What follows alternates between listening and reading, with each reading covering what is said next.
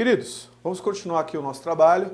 Vimos anteriormente o ciclo da Lei Orçamentária Anual. Vamos continuar a fazer outras considerações com relação à parte da lei do orçamento. Beleza? Tranquilo, sem nenhuma dificuldade. Só lembrando, recapitulando alguns aspectos, a Lei Orçamentária Anual precisa aí do Executivo para o Poder Legislativo. Só fazendo algumas considerações, tá? Por exemplo, vai do Executivo para o Legislativo, lembrando que o Executivo ele vai consolidar as propostas de todos os poderes. Agora um detalhe, nenhuma lei orçamentária de nenhum poder, nem do Judiciário, nem do Legislativo, vai direto, nem do próprio Legislativo, vai direto para a Casa Legislativa. Tem que ser consolidada primeiro no Poder Executivo. E um detalhe, hein? Compete privativamente à chefe do Executivo a iniciativa de envio da proposta de orçamento. Lembrando, mais uma vez, aquela questão dos prazos. Tem que ir até 4 meses antes do encerramento do exercício financeiro. Chegando no Legislativo, né, passa por uma comissão, pode receber emendas, já falamos disso anteriormente, a questão das emendas, os pré-requisitos das emendas, né? Passa na comissão, é aprovado na comissão, depois vai para o plenário do Congresso Nacional. O projeto de lei final, que é a proposta original, mais as emendas, né, tem que passar depois pelo plenário, seja da Câmara, seja do Senado. Aí vem a pergunta, compete ao Legislativo a aprovação da lei do orçamento? Perfeitamente.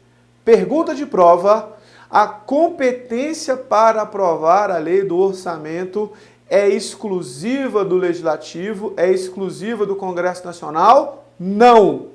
Se a competência para aprovar o orçamento fosse exclusiva do Congresso Nacional, se fosse exclusiva, de lá já ia para o Diário Oficial da União e virava lei. Mas não é assim que funciona. Para virar lei, tem que voltar e receber a sanção do chefe do Executivo. Então, a competência para aprovar o orçamento é uma competência concorrente. O que significa dizer? É uma competência do Legislativo, mas o projeto de lei final de orçamento só vira lei depois da sanção do chefe ou da chefe do Poder Executivo. Aí é que realmente você vai ter a lei e a lei passa a vigorar. Recapitulando, compete privativamente a chefe do Executivo a iniciativa de envio da proposta de orçamento, compete ao Congresso Nacional aprovar o orçamento. Mas essa competência de aprovar o orçamento não é exclusiva do Congresso Nacional, é uma competência concorrente. O orçamento só vira lei depois que voltar e for sancionado pela chefe do Poder Executivo. Lembrando que quando volta pode haver veto. Veto total, veta-se todas as emendas, ou veto parcial, veta-se parte das emendas. E nós já vimos na aula anterior que, havendo veto total ou parcial, volta de novo para o Congresso Nacional. Independentemente de derrubada ou manutenção de veto, tem que voltar para promulgação. Então, a competência para aprovar a lei do orçamento é uma competência concorrente. Já tínhamos falado anteriormente da questão das emendas, dos pré-requisitos. Então a gente faz aqui um quadro comparativo só com os prazos. Lembrando que plano plurianual só é enviado do Executivo para o Legislativo apenas no primeiro ano de mandato. Mas analisando o nosso prazos de envio, você percebe que o prazo da LOA e o prazo do plano plurianual é o mesmo. Então, lei orçamentária anual, né? LOA, que a gente estava falando agora há pouco, encaminhamento ao Congresso Nacional todo ano, até 4 meses antes do encerramento do exercício financeiro, até 31/8. Lembrando que se não for enviado até 31/8, por exemplo, estamos em 2015, se não foi enviada a proposta em 2015, ela foi enviada, lógico, se não tivesse sido enviada a proposta para 2016, ia valer como proposta de orçamento corrente. Ou seja, ia valer como proposta de orçamento o orçamento desse ano, o orçamento desse exercício para o ano que vem, para o ano seguinte, para o ano subsequente, que não foi o caso, né? Tem que devolver para a sanção até o encerramento da sessão legislativa, até o dia 22 de dezembro. Lembrando que, fim do prazo, encerra a sessão legislativa e vai haver convocação extraordinária, e essa convocação extraordinária vai acontecer em janeiro. Lembrando que a LOA e o PPA têm o mesmo prazo, plano plurianual. Então nós temos aqui para os próximos 4 anos, tudo bem, não é? Você manda no primeiro ano de mandato, lembrando que PPA não coincide com o mandato do chefe do executivo, tem que voltar para a sanção até o dia 15/4.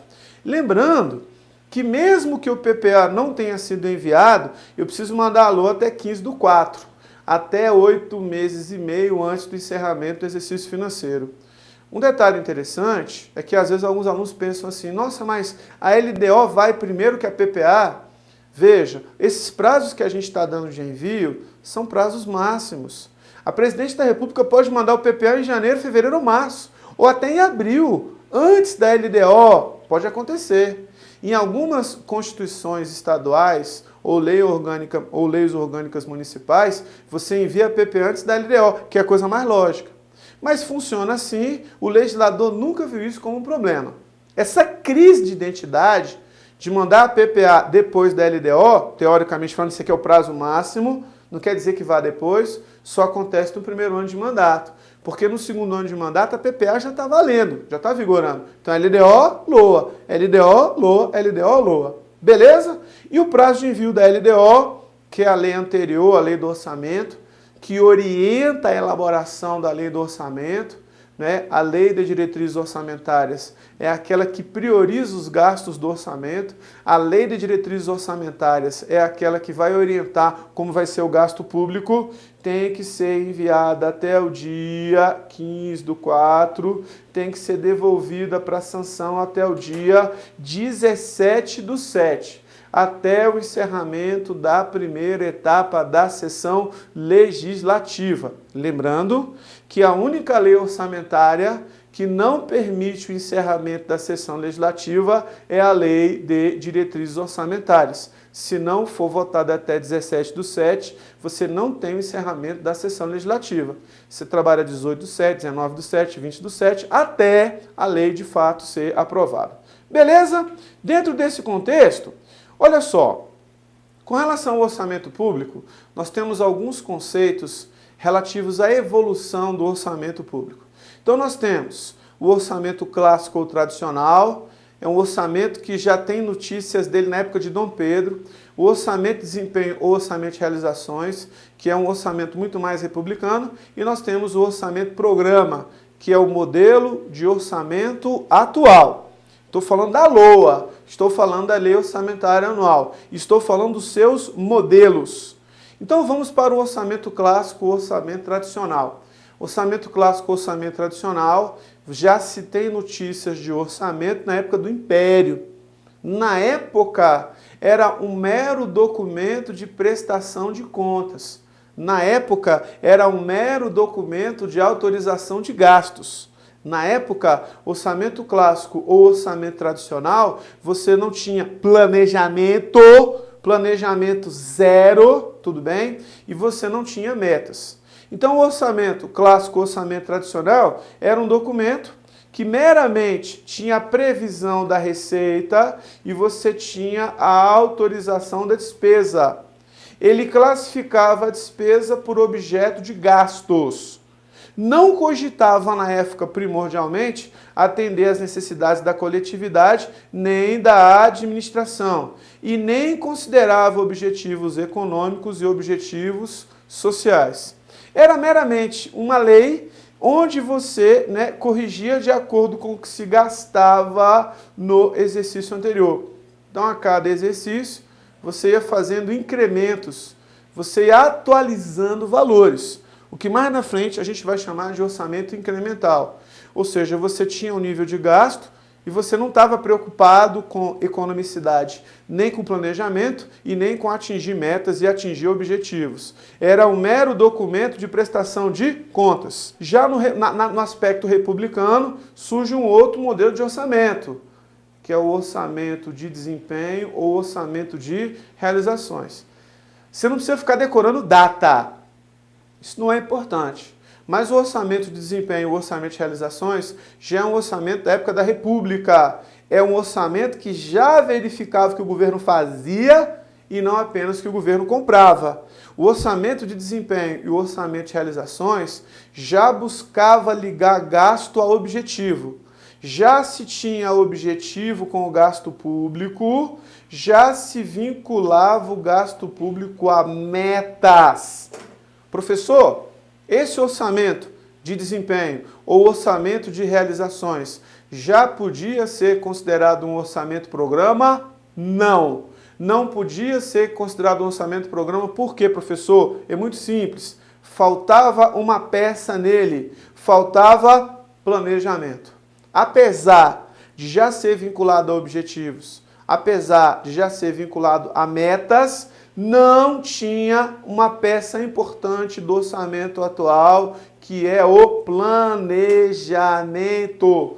O orçamento de desempenho ou orçamento de realizações ainda não podia ser considerado um orçamento-programa, porque faltava planejamento, que é a peça mais importante, planejamento. O orçamento-programa ele vai ser baseado em planejamento. Beleza? Tranquilo, sem dificuldade.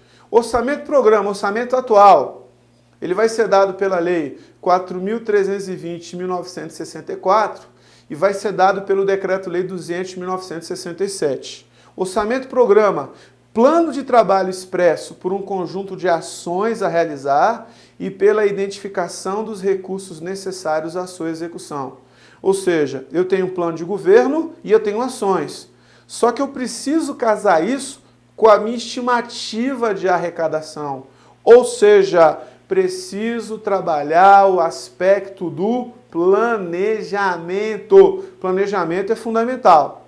Esse orçamento é efetivado a partir da Lei 4.320 de 64 e a partir do Decreto-Lei 200 de 1967. Ou seja, essas duas leis é que vão consubstanciar e vão dar base à questão do orçamento-programa. Veja, orçamento-programa, melhor planejamento das ações. Significa dizer que fica muito mais fácil você fazer planejamento. Você trabalha com estimativa de arrecadação, com programas de governo baseado nos gastos e na receita que você vai ter. Com o orçamento-programa, você tem mais precisão na elaboração dos orçamentos. Você tem maior oportunidade de reduzir custos.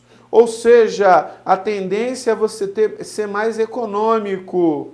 Economicidade. Um planejamento bem feito gera mais economia. Um planejamento bem feito e um planejamento bem executado, fica muito mais fácil você economizar. E também você tem, não é, uma facilidade de duplicar, né, na duplicação de funções. Se tem dois ministérios, por exemplo, que têm programas de governo parecidos, fica muito mais fácil você verificar isso quando tudo é planejado. Imagine que você tem, exemplo, dois ministérios na área federal, na administração direta, que estão fazendo os investimentos em mesma área geográfica, um investimento parecido. Ou às vezes um programa de governo, não é, com nome diferente, mas o programa basicamente igual. Quando nós temos um bom orçamento-programa, nós conseguimos identificar essas similaridades. E também, quando a gente tem um orçamento-programa, a gente tem um melhor controle da execução do programa de governo. Fica muito mais fácil controlar, fica muito mais fácil fazer um controle. Também através do orçamento-programa, você vai identificar os gastos por programa de governo e você vai comparar esses gastos em termos absolutos e em termos relativos. Você vai apresentar objetivos dos recursos da instituição e o interrelacionamento entre custo e programação. Eu vou fazer um bom planejamento, eu vou fazer uma boa programação, sempre vinculada a custo, sempre pensando no custo, sempre pensando no valor dos investimentos que vão ser feitos. E um detalhe, você tem a ênfase no que a instituição realiza e não no que a instituição meramente gasta. Ou seja, você tem ênfase nos objetivos, ênfase nas metas e não necessariamente no que ela vai gastar. Beleza? Isso é o nosso orçamento programa. Lembrando que o orçamento programa é o tipo de orçamento, é o estilo de orçamento atual. Ou seja, o orçamento atual é dado, ele surge os primeiros conceitos com a Lei 4.320 de 1964 e ele vai ser, vamos dizer assim, mais definido e consubstanciado pelo Decreto-Lei 200 de 1967. Lembrando que o Decreto-Lei 200 de 1967 é do governo do Marechal Humberto de Alencar Castelo Branco, que foi um decreto que tentou fazer uma reforma na administração pública brasileira. Mas eu tenho aqui outros conceitos correlatos com relação à parte de orçamento. O primeiro tipo de conceito que a gente tem aqui é o conceito de orçamento participativo. O orçamento participativo é aquele que, de alguma forma, você tem um canal de participação. Você chama as pessoas a participar da elaboração do orçamento. Então, o orçamento participativo, você tem um planejamento que contempla a população. Você chama a população a participar da elaboração do orçamento. Você tem uma coautoria entre governo e sociedade. Ou seja, você faz isso por meio de lideranças ou audiências públicas e você tem uma coparticipação do Executivo e Legislativo na elaboração dos orçamentos. Ou seja, o Executivo e o Legislativo, representantes desses poderes, chamam a comunidade a participar da gestão. É claro que no nosso traço cultural aqui do Brasil, a gente não está muito acostumado a participar de elaboração do orçamento. Mas o ideal é que houvesse muito mais mobilização social e que realmente a gente participasse. Se a gente tem uma participação mais maciça, a gente vai ouvir a população. E a gente sabe que a população é aquela que realmente conhece os problemas, conhece as dificuldades enfrentadas e realmente quem pode opinar e dar a opinião adequada e a opinião correta com relação aos investimentos e às obras que devem ser feitas numa determinada área geográfica. Então nós temos uma maior transparência dos critérios e informações que nortearão a tomada de decisão com relação ao orçamento. É claro que o orçamento participativo requer um alto grau de mobilização social, que não é tarefa fácil, né? Como eu já falei para vocês anteriormente, no nosso traço cultural, nós não estamos muito acostumados a participar de elaboração de nada, nem de audiência pública. Se a gente consegue esse alto grau de mobilização, significa dizer que fica muito mais fácil a gente, de fato, conseguir atingir os nossos objetivos dessa coparticipação. Chamar as pessoas a participar da elaboração do orçamento. A pessoa que, de fato, é aquela que vai ser diretamente beneficiada pelo orçamento, é aquela que sabe realmente onde você tem que priorizar os investimentos do governo. Eu tenho uma maior necessidade de discricionariedade do governo na alocação de gastos, a fim de atender os anseios da sociedade. Oportunidade do gasto e a conveniência, sempre pensando no bem-estar e na melhoria da qualidade de vida das pessoas. E também deve haver uma disposição do poder público de descentralizar e repartir o poder. Se não houver essa, vamos dizer assim, essa predisposição de descentralizar e chamar a comunidade a participar da gestão, dificilmente você tem um orçamento participativo que realmente vai gerar os resultados adequados. Um detalhe interessante, antes de falar do orçamento base zero, vamos falar do orçamento incremental. O orçamento incremental é aquele que traz incrementos. É aquele orçamento onde você pega o orçamento anterior e você incrementa gastos. Você pega o orçamento anterior e você vai atualizando gastos. O orçamento incremental é aquele que não está preocupado com economia. Tudo bem? Aí uma tendência natural é a manutenção do nível de gasto, é você manter aquele mesmo nível de gasto. Então este orçamento, que é o orçamento incremental, ele vai ser elaborado através de ajustes marginais na receita e na despesa. Você vai ajustando os valores. Você tem o orçamento anterior sendo repetido, acrescido da variação dos preços ocorrida no período. Ou seja, não se preocupa com economia, não se preocupa com a questão da economicidade. Essa preocupação não existe. Agora, quando as pessoas hoje entram na administração pública, fazem cursos de formação, aquele que vai ser analista de orçamento, aquele que vai trabalhar especificamente com lei orçamentária, nos cursos de formação, já se ensina um novo conceito, que é o orçamento base zero. No orçamento base zero, diferente do orçamento incremental, você começa tudo do zero. O que significa dizer? A cada novo ciclo orçamentário, a cada novo ciclo de orçamento, você começa tudo de novo, você começa tudo do zero.